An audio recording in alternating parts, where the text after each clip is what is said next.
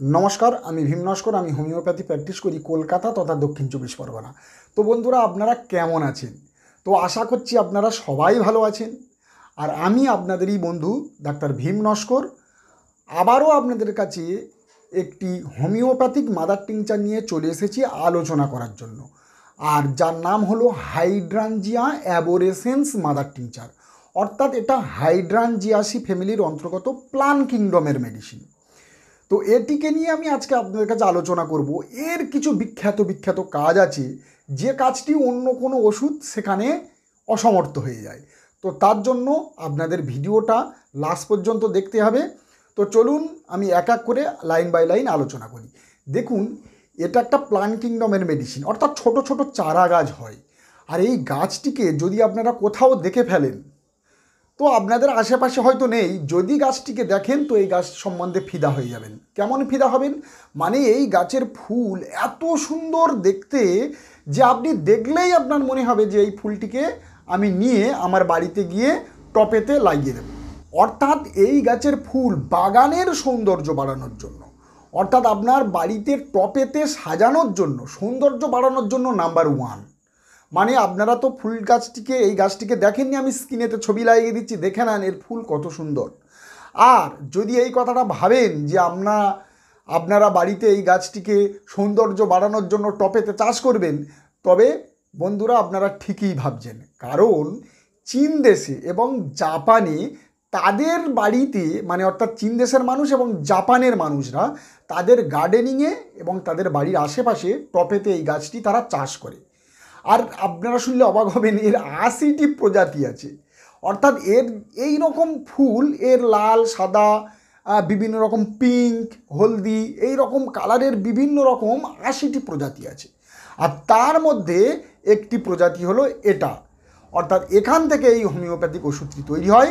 হাইড্রাঞ্জিয়াসি ফ্যামিলির অন্তর্গত এই ফুল থেকে এই হোমিওপ্যাথিক মাদার টিংচারটি তৈরি করা হয়, যার নাম হলো হাইড্রাঞ্জিয়া মাদার টিংচার। তো এর হোমিওপ্যাথিক্যালি ইউজ কী কী আছে দেখুন। এই হোমিওপ্যাথিক্যালি ইউজ যদি বলা হয় যে রেকারেন্ট স্টোন, অর্থাৎ আপনার গলব্লাডার স্টোন হচ্ছে, বারবার হচ্ছে, কিডনি স্টোন হচ্ছে, সেটাও আর বারবার হচ্ছে। অর্থাৎ আপনার একবার অপারেশন করেছেন, আবার দেখবেন আপনার কিডনি স্টোন বা গলব্লাডার স্টোন চলে এসেছে।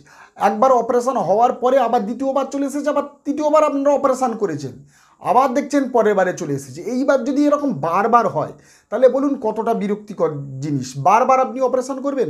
তাহলে এই হাইড্রাঞ্জিয়া মাদার যদি আপনি কিছুদিন খাওয়ান, তাহলে দেখবেন এই যে রেকারেন্ট স্টোন হওয়ার যে টেন্ডেন্সি, এটা কমিয়ে দেবে। এটা গলব্লাডারের স্টোনও এবং কিডনি স্টোন উভয় ক্ষেত্রেই সমান কাজ করবে। নেক্সট বলবো প্রোস্টেট এনলার্জমেন্ট এবং প্রোস্টেটিক, মানে প্রোস্টেট ইনফেকশান, ব্লাডারে ইনফেকশান, ইউরিনারি ইনফেকশান এবং প্রোস্টেট এনলার্জমেন্ট। যদি আপনার প্রোস্টেট বেড়ে যায় তাহলে কী হবে? ড্রপ বাই ড্রপ প্রস্রাব করবে, প্রস্রাব হওয়ার সময় জ্বালা করবে, ব্যথা যন্ত্রণা করবে এবং খুলকে হবে না, প্রেসার দিতে হবে, ঘন ঘন হবে, অনেক রকম কন্ডিশান আপনার মধ্যে চলে আসবে। প্রস্রাবের যাবতীয় সমস্যা, তার সাথে কিডনির সমস্যা এবং হে ফিভার যদি এই রকম থাকে, তাহলে আপনি চোখ বন্ধ করে এই হাইড্রাঞ্জিয়া মাদার টিংচার আপনারা ইউজ করতে পারেন।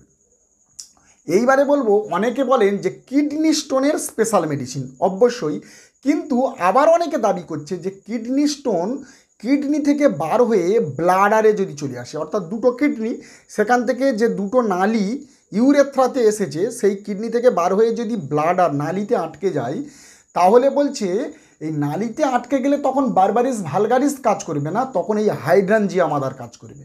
তো বন্ধুরা ঠিকই, হাইড্রাঞ্জিয়া মাদার ওই যে ব্লাডারের স্টোনকে বাইরে বার করে দেবে, কিন্তু এটা আপনারা ভাববেন না যে কিডনি স্টোনকে বাইরে বার করতে পারবেন না। অর্থাৎ কিডনি স্টোনও আপনার বাইরে বার করে দেবে। সেটা কিডনি স্টোন হতে পারে, বা সেটা ব্লাডারে আটকাতে পারে, বা সেটা ব্লাডার থেকে আপনার ইউরেথ্রাতে এসে আটকাতে পারে। তো এই তিনটি জায়গায় যে কোনো এক জায়গায় যদি কিডনি স্টোন থাকে, তাহলে আপনারা চোখ বন্ধ করে এই হাইড্রাঞ্জিয়া মাদার 20 থেকে 25 ফোঁটা করে আধা কাপ বা 1 কাপ জলের সাথে আপনারা সকাল দুপুর সন্ধ্যা কন্টিনিউ খেতে থাকুন। অবশ্যই আপনারা যদি মনে করেন এর সাথে berberis vulgaris mother tincture use করবেন, তো সেটাও আপনারা করতে পারেন, তবে মিক্সড করে নয়, একটা খালি পেটে একটা খাওয়ার পর আপনারা ইউজ করতে পারেন, দেখবেন আপনারা বেস্ট রেজাল্ট পাবেন। এইবারে নেক্সট আমি আলোচনা করব যখন আপনারা কোনো মেটেরিয়া মেডিকা পড়বেন এই হাইড্রাঞ্জিয়া মাদার টিংচারটি নিয়ে, বিশেষত যদি আপনারা বোরিক মেটেরিয়া মেডিকা পড়েন, তো দেখবেন সেখানে লেখা আছে এ রেমেডি ফর গ্রেভেলস, মানে কি ছোট ছোট ছোট পাথর, ছোট ছোট নুড়ির মতো পাথর, মানে স্টোন যদি আপনার জমে, সেটা গল ব্লাডার হতে পারে বা কিডনিতে হতে পারে, তাহলে এটা আপনার কোলেস্টেরল হতে পারে। তো কোলেস্টেরল হলে তো খুবই ভালো, কমে যাবে। যদি বাইল সল্ট হয় বা ক্যালসিফিকেশান হয়ে যায়, তাহলে যদি কিডনি স্টোন আসে, তাহলে কিডনি স্টোনের সবথেকে ভালো মেডিসিন হচ্ছে এটা। এবং আপনার এই ক্যালসিফিকেশানের যে হওয়ার, এটাকে যে হয়ে যে স্টোনটা তৈরি হচ্ছে, এই স্টোনটা তৈরি হওয়াতে রুখবে। এবং স্টোন যদি তৈরি হয়ে যায় তাহলে তার উপরে একটা লেয়ার সৃষ্টি করবে, যেটা স্টোনটাকে বাইরে বার হতে খুব সহজে বাইরে বার করে দিতে এই লেয়ারটিকে সহযোগিতা করে। যেমন বারবারিস ভালগারিস বলে একটি মেডিসিন আছে মাদার টিংচার, এটিও স্টোনের চারপাশে লেয়ার তৈরি করে। ঠিক তেমনই এই মেডিসিনটিও আপনার লেয়ার তৈরি করবে স্টোনের চারপাশে এবং স্টোনটাকে খুব তাড়াতাড়ি বাইরে বার করবে। সেটা এবারে ব্লাড থেকে ইউরেথ্রা, সেখান থেকে প্রস্রাবের দ্বার দিয়ে আপনার বাইরে বার করে দেবে। তো এই কন্ডিশানে আপনারা এই মেডিসিনটি ইউজ করতে পারেন। তো নেক্সট আলোচনা করব, দেখবেন স্টোন যেখানেই থাকবে, সেটা গল ব্লাডারে হতে পারে, কিডনি হতে পারে, ব্লাডার হতে পারে, ইউরেথ্রা হতে পারে, সেখানে কিন্তু একটা সুজন তৈরি হবে। সুজন মানে কি আপনার সেখানে ফুলে যাবে আর প্রচণ্ড পরিমাণে ব্যথা যন্ত্রণা। কিরম ব্যথা যন্ত্রণা? স্পাজমোটিক পেইন হবে, প্রচণ্ড পরিমাণে ব্যথা যন্ত্রণা। যদি এটা গল স্টোন হয় তো তাহলে দেখবেন এখানে পেটে মানে উপর দিকে ব্যথা যন্ত্রণা করবে, এই ব্যথাটা রেডি হয়ে পিছন দিকে ঘুরে পিঠের চালে চলে যাবে। পেটের ব্যথা স্পাজমোটিক, প্রচণ্ড পরিমাণে পেট ব্যথা, এই পেট ব্যথাটা আপনার পেছন দিকে, পেট পুরো পেছন দিকে টেনে নেবে এবং সাথে সাথে পিছনের কোমর পর্যন্ত আপনার এই ব্যথা যন্ত্রণা চলে যাবে। তাহলে এই কন্ডিশানে আপনারা ইউজ করতে পারেন স্পেসিফিক। যদি আমি বলি যে এই ওষুধটার স্পেসিফিক যদি ব্যথা যন্ত্রণার কাজ হয়, তো তাহলে কিডনি, ব্লাডার, ইউরেথ্রা এবং প্রস্রাবের যাবতীয় সমস্যা, প্রোস্টেটের সমস্যা, এর জন্য যদি কোনো ব্যথা যন্ত্রণা, পেইন, প্রস্রাবের সমস্যা, পাথরের সমস্যা যা কিছু হবে, অর্থাৎ কিডনি, ব্লাডার, ইউরেথ্রা, প্রোস্টেট, প্রস্রাবের সমস্যা, এই কয়েকটি সমস্যার জন্য যদি পেট ব্যথা হয়ে থাকে, তাহলে আপনারা এই হাইড্রাঞ্জিয়া মাদার টিংচারটি আপনারা ইউজ করতে পারেন।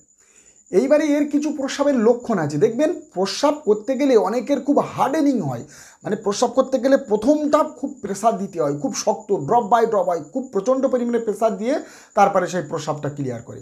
তো এর জন্য এই মেডিসিনটি ভালো। এবং প্রস্রাব করার পর দেখবেন প্রচণ্ড পরিমাণে জ্বালা, এবং প্রস্রাব যতক্ষণ চলে ততক্ষণ সেই নালীতে পর্যন্ত জ্বালা করে, ব্যথা যন্ত্রণা হয়, করার আগে ব্যথা যন্ত্রণা এবং পরে জ্বালা, এবং করার যে চলাকালীনও যদি জ্বালা যন্ত্রণা হয়, তাহলে কিন্তু হাইড্রাঞ্জিয়া আপনারা ইউজ করতে পারেন। তাহলে বন্ধুরা, যে কিডনি স্টোনের জন্য, অর্থাৎ কিডনি স্টোন রিলেটেড যতগুলো সমস্যা আছে আপনারা, অর্থাৎ কিডনি স্টোন হলে যেসব লক্ষণগুলো শরীরের মধ্যে চলে আসে, তাতে আপনারা অনায়াসে এই মেডিসিনটি ইউজ করতে পারবেন। এইবার বলবো এর ব্যবহার। দেখুন, কিডনি স্টোন যদি স্পেসিফিক হয়, তাহলে আপনারা বারবারিস ভালগারিসের সাথে মেডিসিনটি ইউজ করুন, বেটার রেজাল্ট পাবেন। বারবারিস ভালগারিস আপনারা 20 ফোঁটা করে 3 বার, এটা খালি পেটে নেন আর এটা খাওয়ার পর নেন। তার সাথে কনস্টিটিউশনাল রেমেডি যদি থাকে তো খুব ভালোই হলো। অনেকে বলে কিডনি স্টোন লাইকোপোডিয়াম সিএম, একটা ডোজ দিয়েই বার হয়ে যায়। 1 ফোঁটা ওষুধকে 300 ভাগ করতে হবে, তারপরে 1 ভাগ নিতে হবে। এর অনেক রকম নিয়ম আছে সিএম পোটেন্সি নিতে গেলে। তো বন্ধুরা, আপনাদের যদি গল স্টোন হয়, তাহলে গল স্টোন হলে আপনারা চেলিডোনিয়া মাদারের সাথে নিতে পারেন, বা ফেলটৌরি বলে একটি ওষুধ আছে তার সাথেও এই হাইড্রাঞ্জিয়া মাদারটি নিতে পারেন, তাহলে বেস্ট রেজাল্ট দেবে। নেওয়ার নিয়ম হচ্ছে 20 ফোঁটা করে দিনে 3 বার, 20 থেকে 25 ফোঁটা করে। তো যারা প্রেগনেন্ট লেডি আছে তারা বাদ দিয়ে, আর যারা অন্য কোনো মেডিকেশান চলছে তাদের সাথেও মেডিসিনটি ইউজ করতে পারে। তবে সমস্ত রকম মেডিসিন সমস্ত রকম কন্ডিশনে ডাক্তারের পরামর্শ অনুযায়ী ইউজ করা ভালো। ডাক্তারের পরামর্শ অনুযায়ী নিন। একাই ভিডিও চাইলে বা ভিডিও দেখে আপনার ওষুধটা নিতে যাবেন না। তো বন্ধুরা, ছোট্ট মেডিসিন, ছোট্ট আলোচনা, কাজ ব্যাপক। এই পর্যন্ত, দেখা হবে একটি নতুন ভিডিওতে। যারা আমার চ্যানেলে নতুন, অবশ্যই চ্যানেলটা সাবস্ক্রাইব করবেন, লাইক করবেন, বেল আইকনটি প্রেস করবেন।